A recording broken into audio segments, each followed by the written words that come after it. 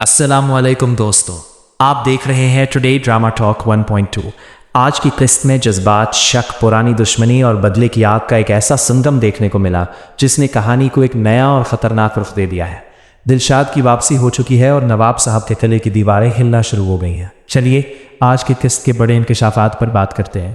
دو کہانی کے اہم موڑ، مین ہائی لائٹس۔ سب سے پہلے بات کرتے ہیں دلشاد اور نواب صاحب کے ٹکراؤ کی۔ دلشاد اب وہ غریب اور مجبور لڑکا نہیں رہا جسے دھکے دے کر نکالا گیا تھا۔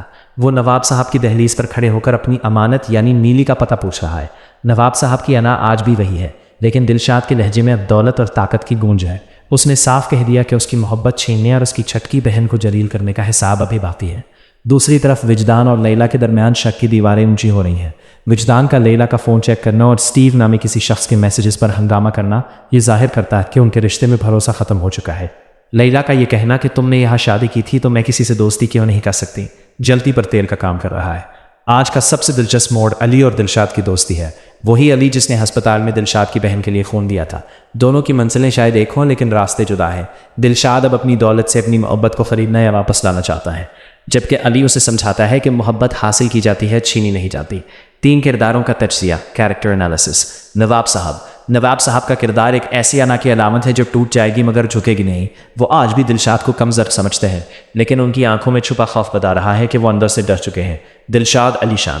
دلشاد کا کردار اب ایک اینٹی ہیرو بنتا جا رہا ہے۔ وہ اپنی بہن سے بے انتہا محبت کرتا ہے، لیکن اس کی آنکھوں میں بدلے کی آگ اسے کسی بھی حد تک لے جا سکتی ہے۔ سنی بچہ۔ آج سنی نے گھر کی تلخ حقیقت بیان کر دی۔ اس کا اپنی دادی سے یہ کہنا کہ اسے نیلم مما یاد آتی ہیں اور یہ والی مما اسے پسند نہیں، گھر کے اندر ہونے والی ٹوٹ پھوٹ کی عکاسی کرتا ہے۔ جذباتی پہلو، ایموشنل سین۔ آج کا سب سے جذباتی منظر وہ تھا جب نواب صاحب اپنی بیٹی کے سامنے رو پڑے اور کہا کہ بیٹیاں جب خوش ہوتی ہیں تو باپ کی آنکھوں میں خوشی کے آنسو ہوتے ہیں، لیکن اگر یہ دکھ کے ہو تو سمجھ لو بیٹیوں کا مقدر بگڑ گیا ہے۔ یہ منظر نواب صاحب کی اندرونی بے چینی کو ظاہر کرتا ہے۔ 5 اختتام اور سوال، اینڈنگ ان کوسچن۔ ناظرین، کہانی اب ایک ایسے موڑ پر ہے جہاں دولت، محبت اور انتقام کا مقابلہ ہونے والا ہے۔ کیا دلشاد اپنی دولت سے نیلی کو واپس پالے گا؟ کیا وجدان اور لیلا کا رشتہ STV کی وجہ سے ٹوٹ جائے گا؟